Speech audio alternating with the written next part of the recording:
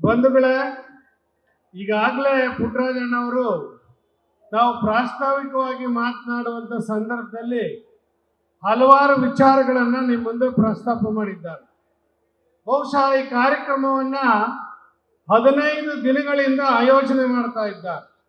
Preparation ತಯಾರು ಮಾಡ್ತಾರೆ 15 ದಿನದಿಂದ. ನಾವು 1.5 ಗಂಟೆ 2 ಗಂಟೆ ಕೂತ್ಕೊಳ್ತಕ್ಕಂಥ ಕನಿಷ್ಠ ಸೌಜನ್ಯವನ್ನ ನಾವೆಲ್ಲರೂ ಕೂಡ ಮಾಡಬೇಕಾಗ್ತದೆ. 15 ದಿನದಿಂದ ಪ್ರಯತ್ನ ಮಾಡಿದಂಥ ಪುಟ್ಟರಾಜಣ್ಣವರ ಶ್ರಮ ವ್ಯರ್ಥ ಆಗಬಾರ್ದು ಅಂತಕ್ಕಂಥದ್ದು ನನ್ನ ಕಳಕಳಿಯ ಮನವಿ. ನಿಮ್ಮೆಲ್ಲರಿಗೂ ಕೂಡ ಕೈ ಮುಗಿದು ಪ್ರಾರ್ಥನೆ ಮಾಡ್ತಾ ಇದ್ದೆ. 1-2 ಅವರ್ 2 ಗಂಟೆ ತಾವು ಕೂತ್ಕೊಂಡು ಗಣ್ಯರ ವಿಚಾರಗಳನ್ನ ತಾವೆಲ್ಲರೂ ಕೂಡ ಅವಲೋಕಿಸ್ಬೇಕು ಅಂತ ಹೇಳಿ ತಮ್ಮೆಲ್ಲರಿಗೂ ಕೂಡ ನಾನು ಕಳಕಳಿಯಿಂದ ಮನವಿ ಮಾಡ್ತೇನೆ. ಬಾಬಾ ಸಾಹೇಬ್ ಅಂಬೇಡ್ಕರ್ ಅವರು ಹೇಳ್ತಾರೆ, ಎಲ್ಲಿ ಶ್ರಮ ಇರುತ್ತೋ ಅಲ್ಲಿ ಪ್ರತಿಫಲ ಸಿಗುತ್ತೆ ಅಂತಕ್ಕಂಥ ಮಾತನ್ನ ಅವ್ರು ಹೇಳ್ತಾರೆ. ಅವ್ರು ಶ್ರಮ ಪಟ್ಟಿದ್ದಾರೆ. ಸಂವಿಧಾನ ಬರೀಬೇಕಾದ್ರೆ ನನ್ನ ಜನ ಮತ್ತು ಈ ದೇಶದ ಜನಕ್ಕೆ ಅತ್ಯುತ್ತಮವಾದಂಥ ಸಂವಿಧಾನವನ್ನು ನಾನು ಬರೆದು ಕೊಡ್ತಾ ಇದ್ದೇನೆ. ಇದರಿಂದ ಈ ಜನತೆ, ನಮ್ಮ ಭಾರತ ದೇಶದ ಜನತೆ ಬಹಳ ಸಂತೋಷವಾಗಿರ್ತಾರೆ ಅಂತಕ್ಕಂಥ ಮಾತನ್ನ ಬಾಬಾ ಸಾಹೇಬ್ ಅಂಬೇಡ್ಕರ್ ಅವರು ಹೇಳಿದ್ದಾರೆ.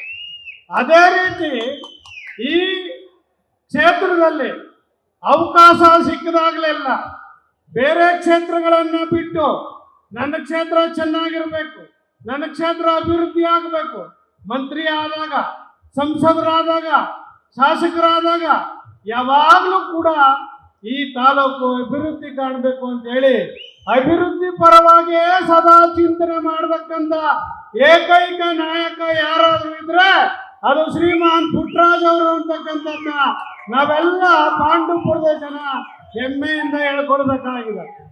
ಹೌದು, ನಾವು ಸೋತಿದ್ದೀವಿ.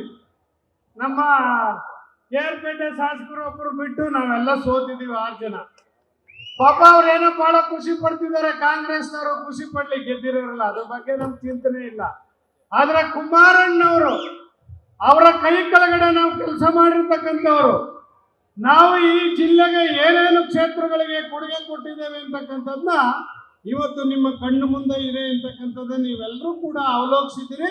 ಎಲ್ಲರಿಗೂ ಕೂಡ ಅದು ಗೊತ್ತಿದೆ ಅಂತಕ್ಕಂಥ ಮಾತನ್ನು ಹೇಳಲಿಕ್ಕೆ ಬಯಸ್ತೇನೆ. ಇವತ್ತು ದುದ್ದ ಹೋಬಳಿಲಿ ಎಷ್ಟು ಸಾವಿರ ಕೋಟಿ ಇವತ್ತು ಈ ಕ್ಷೇತ್ರದಲ್ಲಿ ನೀರಾವರಿಗೆ, ಸಣ್ಣ ನೀರಾವರಿ ಇಲಾಖೆಯಲ್ಲಿ ಎಷ್ಟು ಸಾವಿರ ಕೋಟಿ ಕೆಲಸವನ್ನು ಮಾಡಿದ್ದಾರೆ.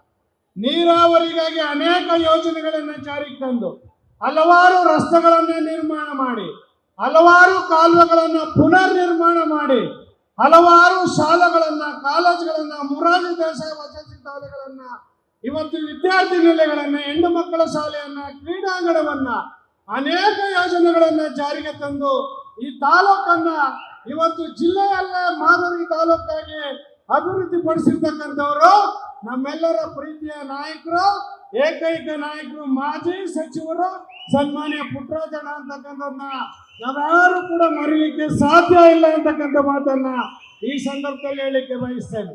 ನಮ್ಮ ನಾಯಕರು ದೇವೇಗೌಡ ಸಾಹೇಬರು ಈಗಲೂ ಸಂಸತ್ನಲ್ಲಿ ನೀರಾವರಿ ಬಗ್ಗೆ ಚಿಂತನೆ ಮಾಡಿ ಭಾಷಣ ಮಾಡ್ತಾರೆ ಅಂದ್ರೆ ಅದು ಮಂಡ್ಯ ಜಿಲ್ಲೆಯ ಜನರ ಪರವಾಗಿ ಏನನ್ನ ನಾವೆಲ್ಲರೂ ಕೂಡ ಅರ್ಥ ಮಾಡ್ಕೋಬೇಕು. ಇವತ್ತು ಸಂಸತ್ನಲ್ಲಿ ನೀರಾವರಿ ಬಗ್ಗೆ ಅವರು ಪ್ರಸ್ತಾಪ ಮಾಡಕ್ ಶುರು ಮಾಡ್ತಾರೆ ಅಂದ್ರೆ ಅದ್ರ ಹಿಂದೆ ಮಂಡ್ಯ ಜಿಲ್ಲೆ ಇದೆ ಅನ್ನೋದನ್ನ ನಾವೆಲ್ಲರೂ ಕೂಡ ಅರ್ಥ ಮಾಡ್ಕೋದ ಹೋದ್ರೆ ಇವತ್ತು ಈ ಜಿಲ್ಲೆ ಇವತ್ತು ದೇವೇಗೌಡಜಿ ಅವರಿಗೆ ಸಾರ್ಥಕ ಆಗಲ್ಲ ಅಂತಕ್ಕಂಥ ಮಾತನ್ನ ಈ ಸಂದರ್ಭದಲ್ಲಿ ಹೇಳಿಕ್ಕೆ ಬಯಸ್ತಾ ಇದ್ದೇನೆ. ಇವತ್ತು ಕುಮಾರಣ್ಣ ಅವರು ಹೇಳ್ತಾರೆ ಮೇಕೆದಾಟು ಆಗ್ಬೇಕು. ಮೇಕೆದಾಟು ಆದ್ರೆ ಮಳವಳ್ಳಿ ಕ್ಷೇತ್ರಕ್ಕೆ ವಿಶೇಷವಾದಂತ ಅನುಕೂಲ ಆಗ್ತವೆ. ಹಿನ್ನೀರು ನಮ್ಮ ತಾಲೂಕಿಗೆ ಬರ್ತದೆ ಅಂತಕ್ಕಂಥದ್ದು ಬ್ಯಾಕ್ ವಾಟರ್. ಇವತ್ತು ಮೇಕೆದಾಟಿನ ಹಿನ್ನೀರು ಮಳವಳ್ಳಿಗೆ ಬರುತ್ತದೆ ಅಂತಕ್ಕಂಥದ್ದು ಕೂಡ ಇವತ್ತು ನಾವು ಚಿಂತನೆ ಮಾಡಬೇಕಾಗಿದೆ.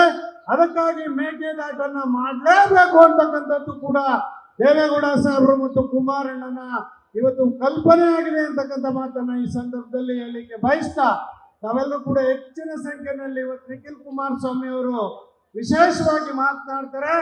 ಅವ್ರಿಗೆ ತಾವೆಲ್ಲರೂ ಕೂಡ ಆಶೀರ್ವಾದ ಮಾಡಬೇಕು. ಆಶೀರ್ವಾದ ಮಾಡಿ ಮುಂದೊಂದು ದಿನ ಭವಿಷ್ಯದ ನಾಯಕರಾಗಿ ದೇಶದಲ್ಲಿ, ರಾಜ್ಯದಲ್ಲಿ ರೂಪುಗೊಳ್ಳಲಿಕ್ಕೆ ನಿಮ್ಮ ಆಶೀರ್ವಾದ ಇರಬೇಕು. ಇವತ್ತು ಪಾಂಡುಪುರ ತಾಲೂಕಿನ ಈ ಜಿಲ್ಲೆಯ ಮಹಾಜನತೆಯ ಈ ರಾಜ್ಯದ ಜನರ ಆಶೀರ್ವಾದ ನಿಖಿಲ್ ಕುಮಾರಸ್ವಾಮಿ ಅವರ ಮೇಲೆ ಇರಲಿ ಅಂತಕ್ಕಂಥ ಮಾತನ್ನು ಹೇಳ್ತಾ ನಾನು ಮಾತನ್ನು ಮುಗಿಸ್ತೇನೆ. ನಮಸ್ಕಾರ. ಜೈ ಕರ್ನಾಟಕ, ಜೈ ಮಂಡ್ಯ. ನಮಸ್ಕಾರ, ಧನ್ಯವಾದಗಳು.